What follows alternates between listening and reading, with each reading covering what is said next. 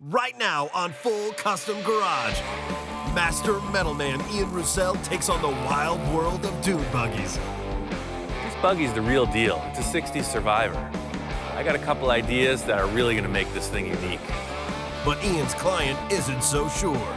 We're on a time frame. Her birthday's coming up soon. Got plans for this thing. I think he's gonna be stoked, and I think it's gonna work out really good. As the build progresses, Ian brings in some heavy artillery to help the cause. What do you think, Inspector? I got a dune buggy and a forklift and a dream. What more do you need?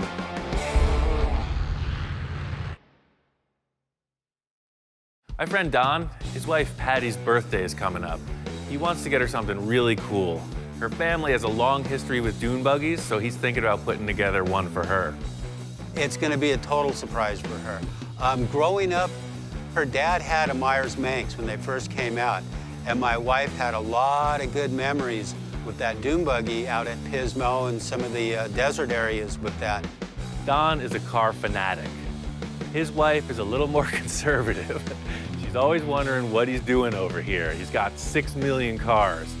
I think that this dune buggy might seal the deal. It might win her over to our side. It's just going to be epitome of driving around in something cool, you know, especially done by Ian because he's so creative. I recently went to this dune buggy show just to see what's going on in the scene, and it's happening. This type of car has been built for decades. It started out with simple tube frame and advanced into this fiberglass body. At the car show, you see all kinds, and people just dig them. The early dune buggies are super desirable. They're still around, but they're harder to get. What you're seeing a lot of is reproduction stuff with really high-tech performance goods. The cool factor in this type of car is that it's super unique. They're about having a good time, and everybody does it their own way. The Myers-Manx is kind of the standard. It has the reputation of being the coolest, most sought-after classic fiberglass buggy.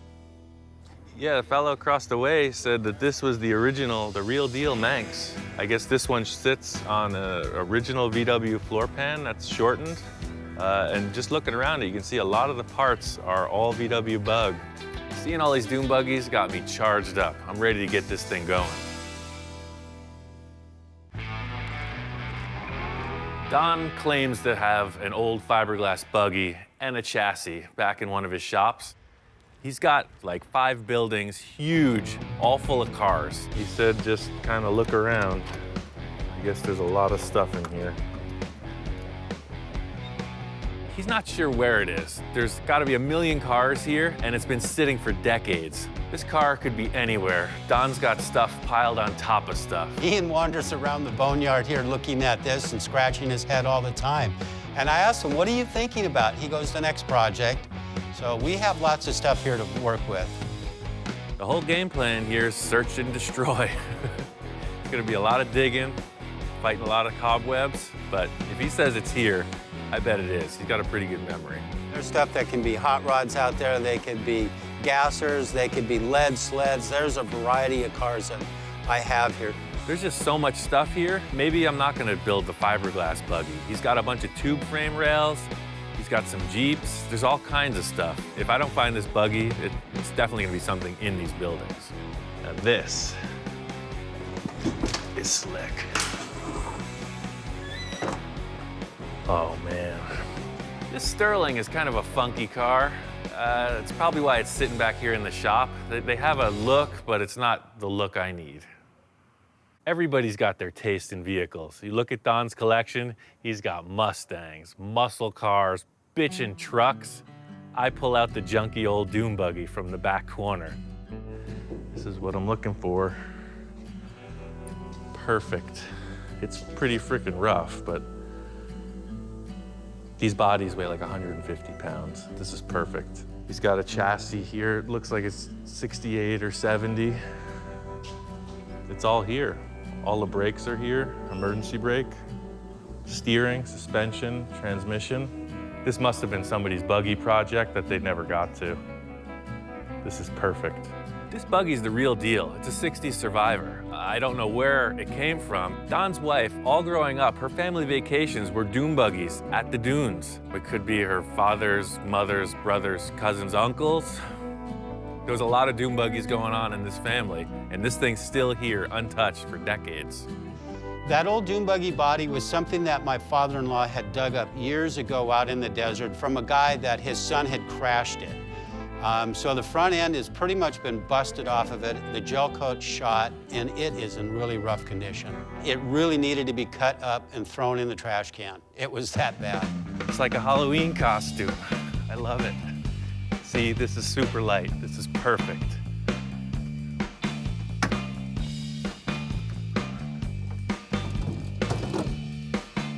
Done. Let's drive it. The only thing I can see for me as a down point is the body is thrashed. It seems like the nose was either broken off or cut off. There's a really bad patch job across the whole front of the car. The car was segmented at some point in its life. Don was really skeptical at first. This car was literally discarded in the back of the shop. It was on its way to the trash bin. This is probably the biggest piece of junk on the property. It really is, with no exaggeration. It's a freaking dune buggy. They're harder and harder to find. This is great. It's an original, old school dune buggy. I got plans for this thing. I think he's gonna be stoked, and I think it's gonna work out really good. Probably gonna make a roll cage around the front windshield area. So it'll have like 2 hoops that come up, some kind of center bar. The big question mark in this is the rotten fiberglass body. It's kind of out of my league, but I know a guy who could do the thing. I really like to do everything myself, but I don't mind another guy getting itchy on my behalf. Fiberglass is a really terrible material to work with. It's one of the few exceptions I'll make. Smiley's work includes every material you can think of. Metal, plastic. I'm going to him because he's a fiberglass master, and that's what I need. We do a lot of fiberglass work, mold making of all sorts, all shapes and sizes. We realize designs for designers. We build exhibits for museums and for galleries and for film and theater. Yeah, here you go. Hey, just in case you break your leg. Perfect. Hey, break a leg. Wow, that's awesome. But we focus a lot on the sculptural aspects of artworks. I've seen this guy do all kinds of fiberglass work, creating from molds, just hand laying stuff. Cars really aren't his bag, but this is a fiberglass body, and I know this guy's a whiz. Ian came in with a very specific problem that needed a very specific answer. Well, we glassed it all back together. Whoever glassed that beforehand had no idea what they were doing. His problem was his car. It was poorly refabricated, it was poorly altered, and it needed some retrofit. It's pretty straightforward fiberglass repair. However, it was pretty spectacular how big the screw-up was on the previous fabricators. Part. It looked like they cut the whole nose off, right? I think they cut the whole nose off and then glued it back together with some kind of combination of chicken wire and bubble gum. Right. We just basically cut out the old section and re-glassed everything the way it should have been.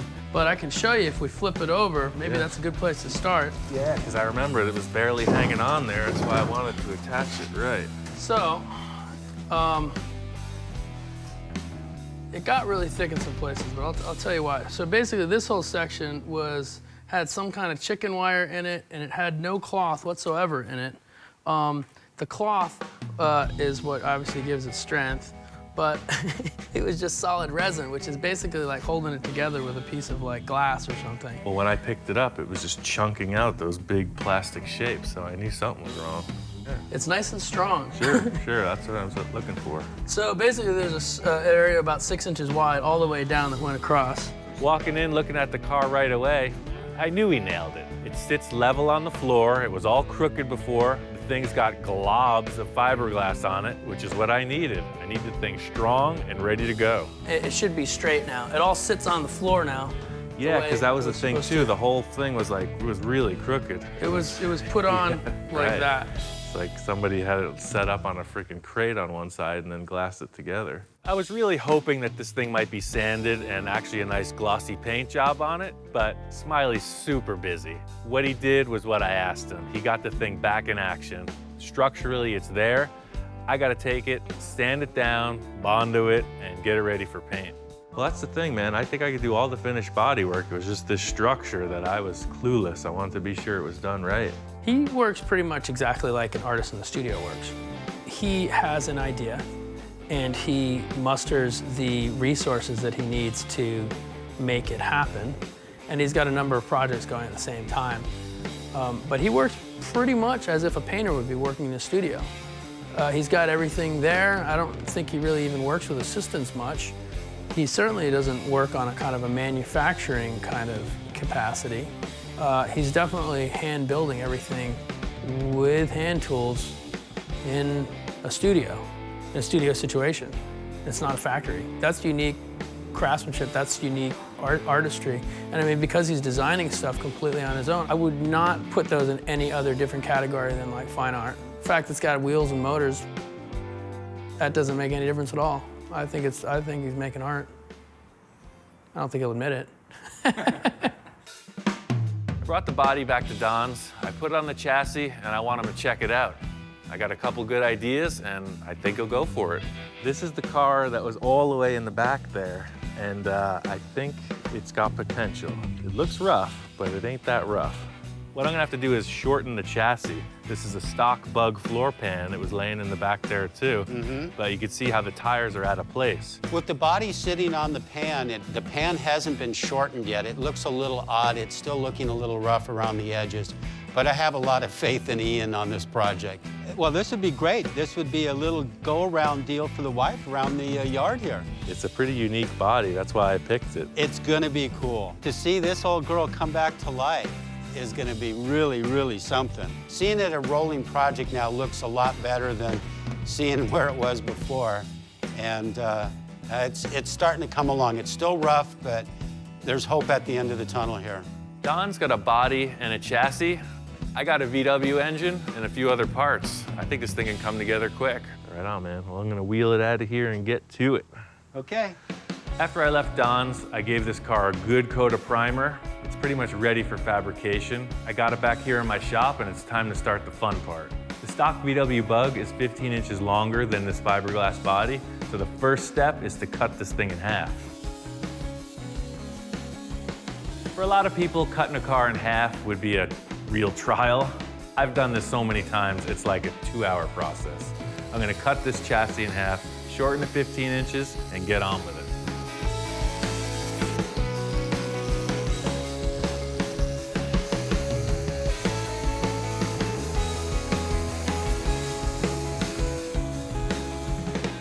The whole mode of how I'm putting this thing together is to work through it as quickly as possible. I'm gonna get the structure in place and then put whatever linkages I need in later. Shortening this chassis isn't a big deal for me, but I'm really making it mine. It's finally, I'm doing some work on it. It's been just conceptual up to this point, so it's cool because I'm starting to make some decisions. Inside the VW pan, there's a whole bunch of stuff. You have cables that control the heater, you have a throttle cable, you have a clutch cable, you have emergency brake cables, you have a shifter rod, and a brake hose, the brake lines. When I put the engine in, I'm gonna put all these tubes back in the chassis, so I'm not even concerned with it at this point.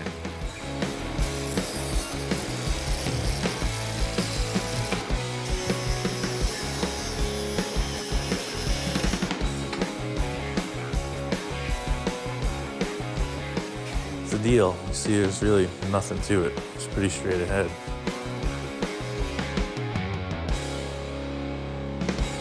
So I'm making all the cuts just a little bit short of where they should be. The idea being I'll slip this thing together and slowly make cuts until it fits within 1/16 of an inch so I can weld it nice.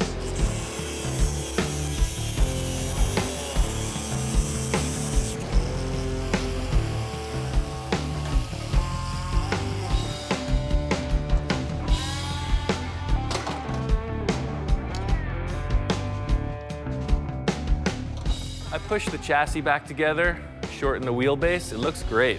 I'm gonna weld it up and put the body on. It's the first time with the proper wheelbase.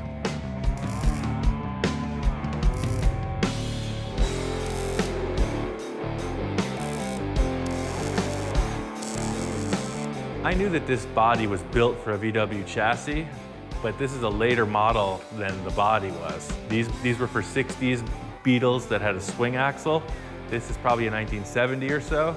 So I really wanted to put the body on once the chassis was shortened and be sure it fit. I never knew if it would fit until now. All my calculations are correct. Put the body back on the chassis, it looks great. I'm stoked. Now it's down to just getting the dune buggy specific parts put together. I wasn't even looking for a dog. I don't even like dogs. This guy showed up next door, won my heart. Hellhound. You weren't relieved from your guard. It was a movie about some vampires back when I was a teenager. And the Hellhound, you know, is the most vicious beast ever. And the whole idea with having a shop dog is he's the guard. You leave, he's on duty. I don't know if it's gonna work out. Think you can have a snack and then just mosey on out on your own accord? It doesn't seem to be very ferocious. If I walk away, I come back, he's asleep, he's eating. It's not a very vicious animal. Thank you. Thank you. Ready to yelp. All right, so it just looks like it's missing a top. It won't have a top, but I'm gonna make a roll cage. The look of all the dune buggies is the roll cage. Some of them had a single hoop, that was really early stuff. I wanna make mine a little more updated. It'll be safer, so I'm still making it with that classic dune buggy look, just better and stronger. So I'm using this 1.5 inch round tube. It's a 1/8 wall. It's good for a roll cage like this. Full race would be 1 5/8 inches, but 1.5 inch for a light car like this is perfect. Roll bars are pretty much standard. Race cars, off-road cars, you name it. Safety is the name of the game. The weight of this car and the strength of the tube is an ideal match. This thing can roll over, no problem. The whole idea with a roll cage is you just want room to live. You know, if something goes wrong, you want the passenger and the driver protected. The roll cage is the silhouette. It's the big part of the proportion of the car. I just want to make sure that it looks right.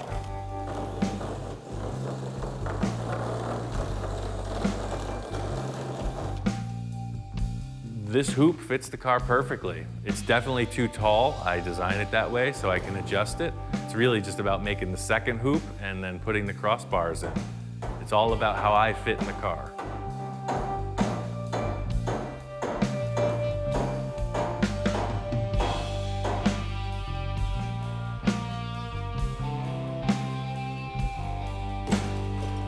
Don has got piles and piles of stuff. I found these 2 cool seats in one of his shops, and they fit the bill.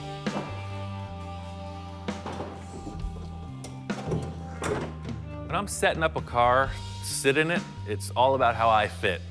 If the seat fits me, it's gonna fit almost everybody. Yeah, that windshield height's perfect. So the back hoop will be just above my head, and I'll have 2 tubes going forward. So, same deal as this. I'm gonna make 1 more hoop, cut 4 bars to cross over the center and go back and attach it to the car body.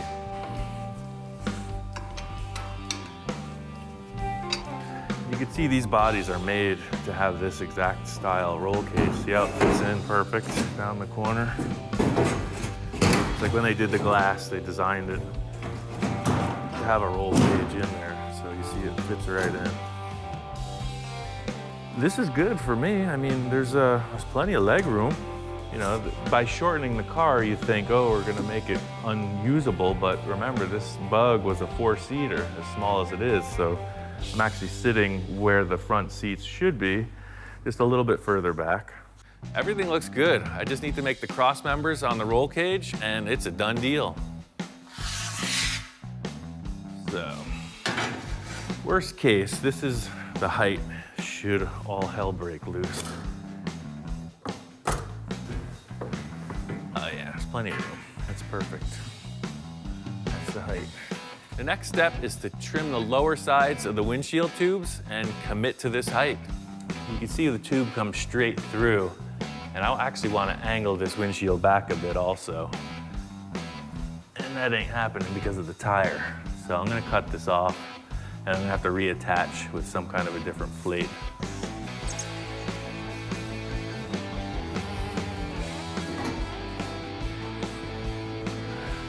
I'm gonna leave these clamps on there.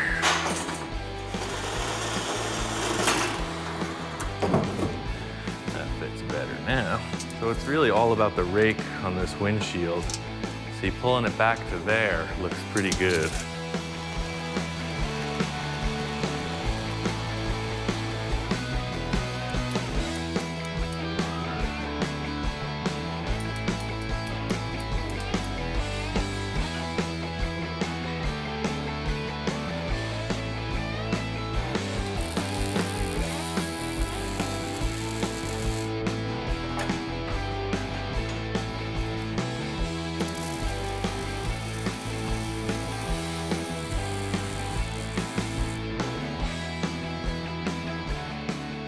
The whole thing with this is usability. It's gonna put some structure back in it because this fiberglass is pretty beat up, but this design is really so you can get in and out really easy. You know, you got some monkey bars to hold on to. So that's the deal. You know, when you're going around the dunes and you need something to hold on to, you got it. And then to get out, you got a handle. And it looks cool.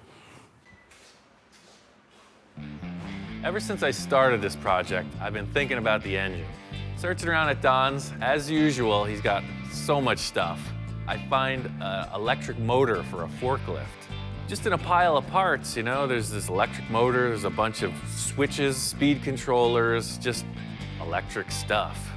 Just got me thinking. I mean, an electric dune buggy, nobody's got that. That thing has been around before I've been married, and I've been married 35 years, so that thing is from the 60s, so it's gotta be 50 years old, and I don't even know if it works. I know nothing about it other than it's sitting out back. I've wanted a dune buggy forever, so building this, I'm kind of living vicariously through Don's project. I built an electric car before, and it's just a cool idea. I'd really like to make this happen.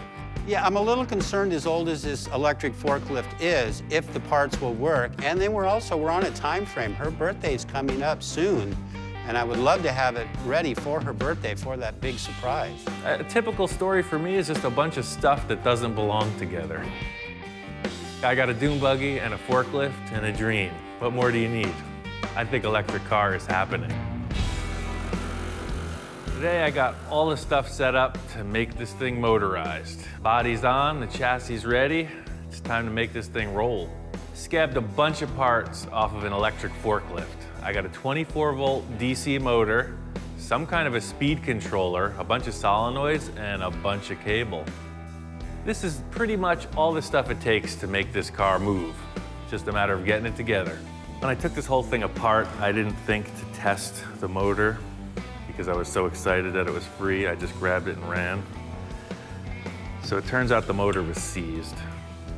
It wouldn't spin at all. I hooked up a battery and it was completely locked up. It's really a bummer because I got this motor for free, expecting to just go forward and immediately hit a wall. I have to put power to it and see what it's gonna do.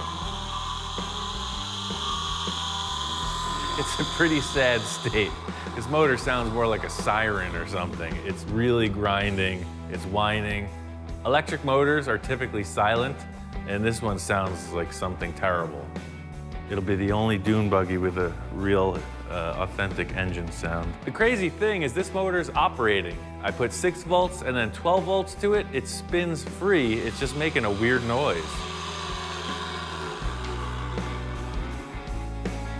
Full speed ahead with this program. I don't care what it sounds like as long as it works. This motor has to plug in to that shaft. This shaft is what spins the gearbox. That's basically what we gotta do is stick that thing onto that thing. The big challenge in this motor swap is the coupler. I'm having to create some kind of a cockamamie idea that mates this forklift motor to the Volkswagen transaxle. The coupler's gotta be strong and it's gotta be balanced. I found a shaft that matches the VW transaxle. I got a collar that matches that diameter shaft, and I'm gonna weld it together and run it. I just transferred these holes to this square frame. So this face goes up against the transaxle. The same bolt pattern as the Volkswagen engine, and they're centered so that the two drive shaft things are lined up. I put together some really hairy contraptions. This thing is pretty dialed in. It's loose, but it's gonna work. It seems like it's gonna work. That fits the Volkswagen transaxle. What do you think about that? It's gotta work. I'm going off the standard VW gearbox, so it has a neutral, which is perfect. I don't have to worry about the tires spinning. So it's kind of a safety mode. I'm just gonna hook up the motor and run it, see what happens with no stress on it. The big question mark is how does this thing spin? So being in neutral and running it 6 volt and then 12 volt, it's cool. It's not perfectly balanced, but it's damn good. The cool thing about this dog is the first couple days he was sketchy, but he's becoming shop dog. It seems like the dirtier he gets, the mellower he gets. So I'm just not gonna wash him. It's such a bummer. It seems like anything that can go wrong will. This electric motor spins the reverse of what a Volkswagen engine does. That means we have 4 reverse gears and 1 forward gear. It's in reverse now, which will make it go forward. It's something I need to figure out. Yeah, there it is. I'm not gonna get caught up in the fact that reverse is forward. Sometimes things go sideways for me. It's still gonna move. First gear is here, and then second gear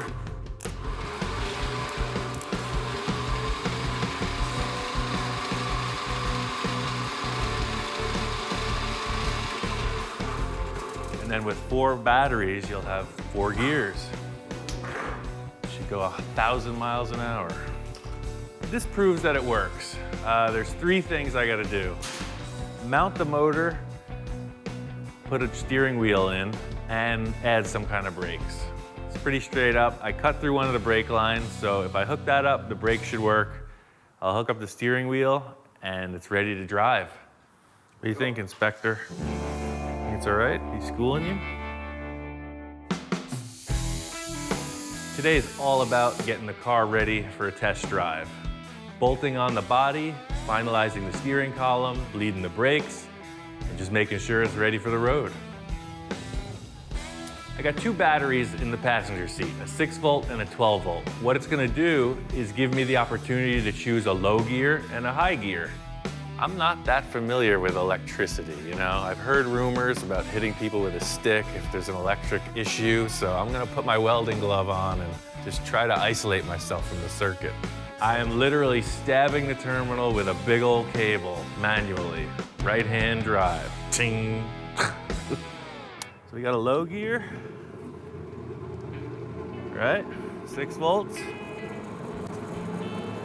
Then quick to 12. And we're off. You know, I really wasn't that nervous. I'm ready to go out at any time, you know. This dune buggy would be a great way to pass. I'm always ready for the worst, but I stuck the cable on the battery and it just worked. The wild thing is when it was no load on the motor, it was humming. It was making a terrible noise, but once there's the load on it, it smooths out. I think it's just gonna get better and better. This is like a breakthrough. It was all a huge question mark. I've been really stressed about it because the torque that electric motors make will rip stuff apart, and I just didn't want to break. So having this thing operate smoothly is a tremendous relief. It's kind of anticlimactic because it works. I mean, it would have been a really great thing if it blew up or flipped over, but it just cruises. This thing rocks out. It works great. I'm really happy with it. The motor, perfect. I think it's gonna last a long time. It would have blown up right away if it was messed up. It just needed to wear back in. Brakes work, steering works. It's dune buggy time. This test is a complete success. What I have to do is figure out a way to switch the voltage properly. I got a bunch of solenoids, I'm gonna try that out. So what it's gonna do is, it'll be a mechanical switching mechanism, choosing the voltage instead of my hand. It's just safer. It's all about the wiring at this point. I gotta talk with my friend Todd. He knows a little bit more about circuits, etc. Bunch of electrical whiz that I have no concept about. What I need to know is what you want as far as control. I want as little control as possible with as much power as possible. Simple, Those are the parameters. perspective. So that's where we use the big ones. This was actually the whole control box from the electric forklift.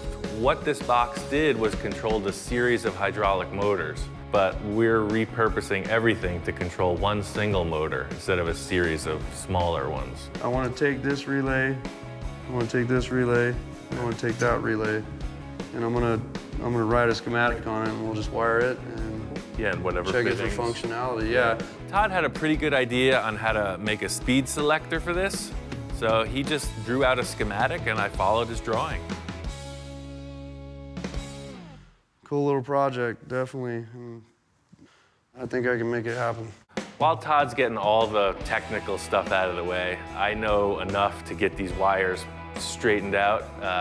Every time a wire passes through the body, it has to have an insulator on it, so I'm just drilling a series of holes and fittings in the firewall. I gotta build a battery rack, set up a solenoid rack, and after that, it's just screwing wires together. I'm gonna show off all the electronics. Instead of seeing a gasoline engine, you're gonna see this whole Frankenstein contraption under the hood. I'm gonna put in some flashing lights, disco ball. It's gonna be awesome. This part of the process is the final step. As long as we get this speed controller mounted, it's onto the paintwork. Nothing in this build has been that big of a challenge except for the electronic components. That's the big task here in the whole project. You making progress? Yeah, I did exactly what you said on your sketch. I couldn't get 4 6-volt batteries, so I mixed it up. I got a golf cart battery, a truck battery, a boat battery, and a forklift battery. So it's kind of like Tetris in here, but it works. Well, it looks like everything's hooked up properly. And then this is your switch circuit here? Yeah, I couldn't find a slide switch or a rotary. So you know, with the 6-volt, it was really just a bump to get it rolling. Okay. So it's push button, so it'll go. 6 will just get you rolling, and then that's cruising speed. The second gear is 12 volts. Third gear is 24 volts. And because I don't know if that 36 is gonna fly, I just put it on a momentary. If it seems like it's gonna work, we could just put a switch there. So let's see if it works. Yeah, just run it.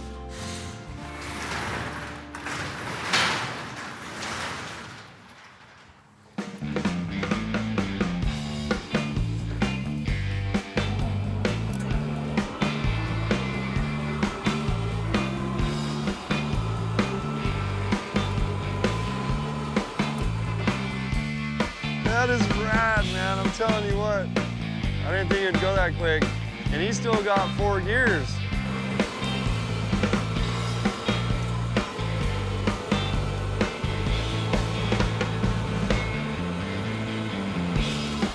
It's a little spooky when right out of the box it works, you know? Speed controllers operated fine. There's power, there's speed. We're ready to rock.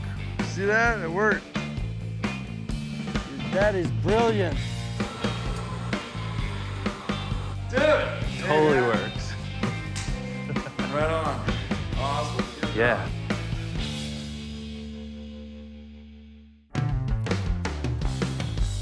Now that this car is running, I looked at it driving around a little bit. It's kind of bland. The body's a cool shape, but it's just one big blank thing. No trim work, nothing. It's just a shape. I want to do some kind of graphic thing. It's got to be an exciting car. It's a fun car, so I got to come up with something cool. Graphics are really time-consuming. 3M gave us a whole ton of tape, so I'm going to use every bit of it. I'm going to tape off the whole body of this car and come up with a cool graphic job. I got a silver car, I want red stripes, so I'm going to tape it off everywhere so that the only part that gets the paint is where I want the red. The wild thing about this is I have so many lines going on, I'm not going to know what it looks like until it's painted. This is just an idea.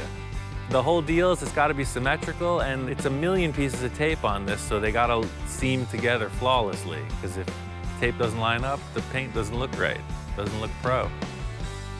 I don't have a lot of experience with paint, so I really don't know what this is going to look like until it's finished. Really, once the clear coat is on, that's the finished result, and a painter that's done this knows where he's going. I'm just going.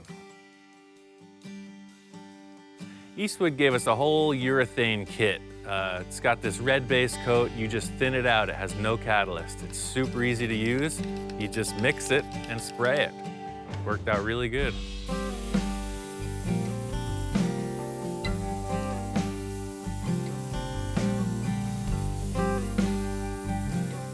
I didn't talk to Don about any graphics.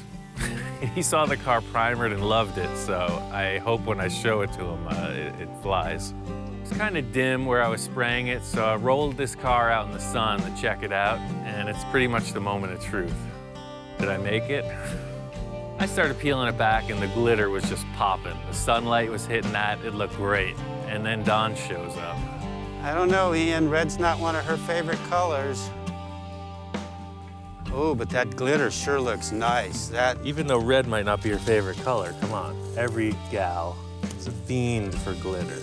Shit, love the glitter. Right? Look at that metal flake. Oh, wow. That's really starting to come alive now. That looks really cool. When Don saw this thing in the sunlight, he was sold right there. He thought Patty, even though red wasn't her favorite color, he thinks she's gonna dig it. Not only do you have glittering lightning bolts, but you got a double red line there. That looks really cool. I'm stoked that the paint work happened. It was a little touch and go, but it worked out perfect. So once this base coat sets up a little, I'll clear coat it, and then really it's just like put on the headlights, put in the interior, and she's ready to roll. I think 3 days is good. Yeah, when he pulled the tape off and it was done, and the clear coat was the next step, I knew it was going to come alive then. It looks absolutely great. Wonderful, wonderful. Be just in time for her birthday, man. Be perfect. Hope Be a she great likes it. surprise. Oh, she's going to love it. All right. Okay, I'm going back to work. I'll be here. This isn't a really technical paint job, but it's way further than where I was going originally. And that's the thing, once you get excited about something, just keep going with it.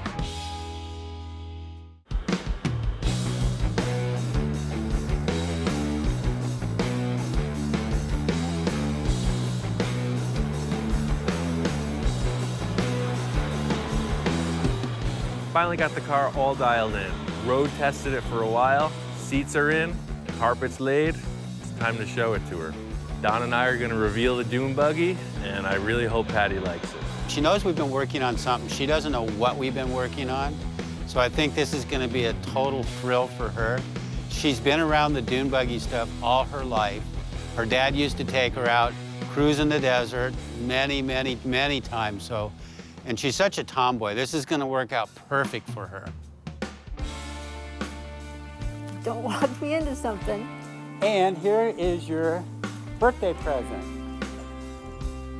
Oh, I like the red. Wow, this is, oh, and you carpeted it. This is totally cool. No gas, all electric.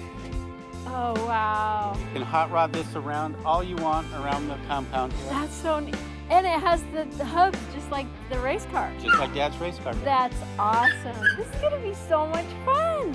Hot damn, she loved it. She really, really loved it. It's way cool. I like that it's sparkly, and I like the red. The pinstripes and everything on it is really cool, draws a lot of attention. It's way cool, I like it. Yeah, we actually found this back in the shop way back at the end. It was buried under a bunch of stuff, and we restored the whole thing. That is so cool. The thing that Patty responded to most was all the reused parts. We're on the same wavelength in that she's not looking to spend a bunch of money. She doesn't want a super fancy car. So the fact that we used all the stuff that was around her family's compound really turned her on. All of those parts are repurposed from something else. I mean, I don't think he spent hardly a dime on it except for maybe some headlights and a couple other things. I mean, we're into this thing for next to nothing. So the whole deal is it drives just like a car with the brake and steering, but there's no gas pedal. You just have this switch. So if it's in neutral, the motor just turns on. Really? And that's it. That's all you do, is on and off. And there's different speeds. So you don't have to shift. That's your shifter. I think my favorite thing that Ian did with the car is going electric with it. I think that is just way cool, and it shows how talented he is. I was kind of nervous because it's electric, so it's different. It's completely different. So I wanted to drive it, but I was also nervous about damaging it or doing something. But it's really cool to drive. It's a lot of fun. I love it! The cool factor about this whole build was that Patty's family was into dune buggies. I mean, for years, like old school when the thing first happened. So to restore this original survivor and give it back to her, it's like it came full circle.